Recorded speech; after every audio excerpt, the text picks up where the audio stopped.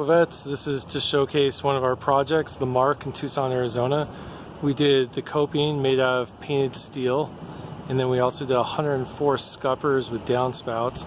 As you can see with this scupper in front of me, there was architectural issues where oftentimes we had to do custom downspouts, reroute it onto roofs. It seemed as though architects weren't planning for the downspouts as much as one would have expected, but we found that's kind of common.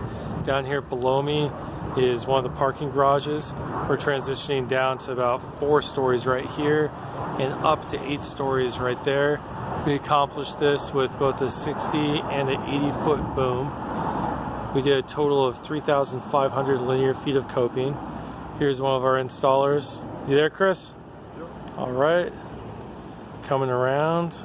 This took us a couple months in the height of summer, so there's a lot of sweat and toil on this particular project.